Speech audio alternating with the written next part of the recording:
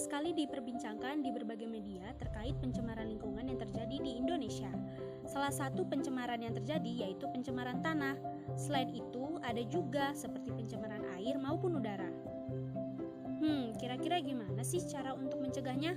Simak tentang video remediasi lingkungan berikut. Tahukah kamu apa yang dimaksud dengan remediasi lingkungan? Remediasi lingkungan merupakan suatu aktivitas atau proses pemulihan kondisi lingkungan yang tercemar untuk kembali seperti kondisi semula sehingga dapat berfungsi sesuai peruntukannya seperti sebelum terjadi pencemaran maupun kepentingan lain. Dan proses remediasi ini dilakukan dengan dua cara, yaitu in situ dan juga ex situ. Adapun media tercemar yang biasanya dilakukan untuk remediasi lingkungan yaitu air, tanah, dan juga udara.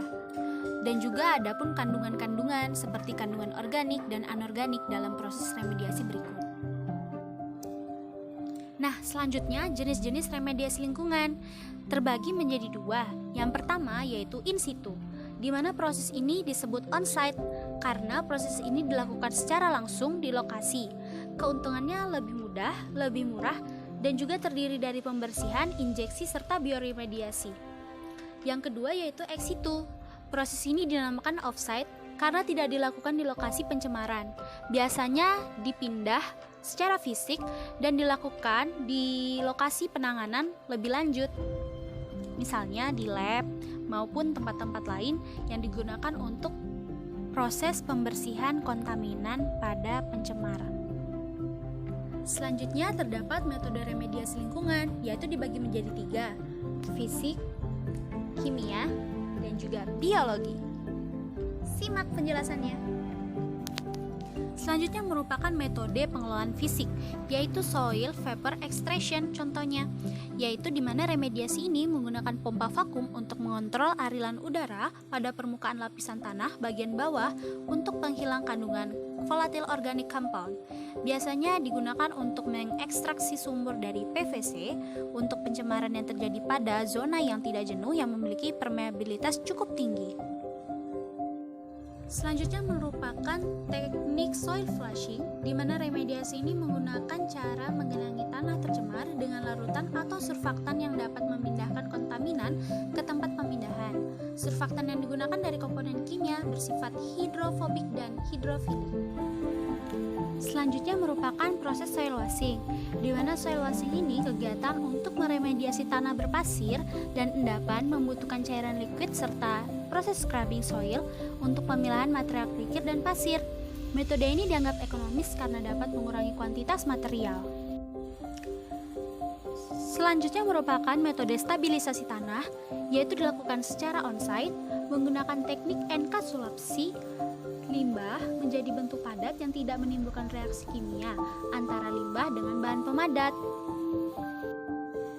Selanjutnya merupakan metode adsorpsi, di mana proses ini terdiri dari reaksi permukaan zat padat atau adsorben dengan bahan pencemar yang diadsorpsi atau adsorbat.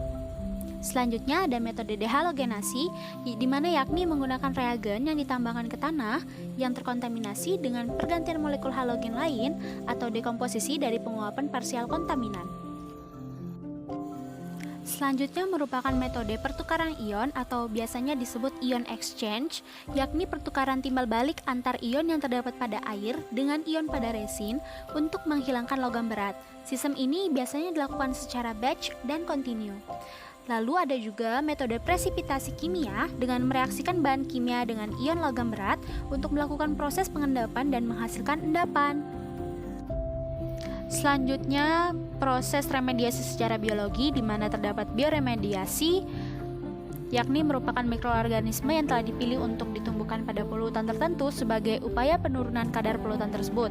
Terdapat dua proses yaitu in situ dan ex situ, di mana in situ menggunakan mikroba indigenous dalam merombak polutan di lingkungan. Contohnya bioventing, bioaugmentasi, biosparging. Sedangkan ex situ yaitu penanganannya di lokasi lain dengan melakukan pemindahan secara fisik ke suatu lokasi, yaitu contohnya land farming dan biopiles. Selanjutnya metode remediasi biologi, yaitu ada fitoremediasi, di mana proses pemilihan tanah tercemar menggunakan tanaman. terdapat secara aktif yaitu transformasi, fitoekstraksi yakni pengambilan dan pemulihan dari kontaminan pada biomasa bawah tanah, lalu ada fitovolatilisasi, ada fitodegradasi, fitostabilisasi, dan rizofiltrasi. Secara pasif yaitu ada biofilter, transfer oksigen, dan menghasilkan karbon, juga pertumbuhan mikroba. Selanjutnya yaitu pengaplikasian metode remediasi, di mana di sini terdapat tanaman kiambang atau Salvinia natans. Pengaplikasian tanaman kiambang merupakan hiperkumulator pada sawah yang mampu mengolah air limbah dengan efisiensi tinggi.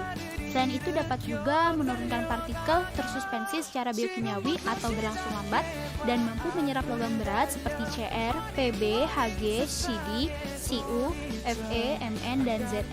Kemampuan menyerap logam berat, persatuan berat kering, lebih tinggi pada tanaman umur muda dibanding umur sedang. Selanjutnya, pengaplikasian metode remediasi pada tanaman azolla. Penelitian ini sudah dilakukan oleh Institut Pertanian Bogor pada tahun 2017, di mana pengaplikasian tanaman azolla dan bakteri produksi sulfat untuk mengurangi limbah akibat hasil tambang. Azolla sendiri mampu untuk membersihkan logam-logam berat seperti Hg dan Cr dalam air dan mengakumulasikannya dalam jaringan, sedangkan BPS mampu melakukan metabolisme sulfat dan mereduksinya menjadi gas H2S. Oh, gini ya remediasi lingkungan. Nah, gimana teman-teman?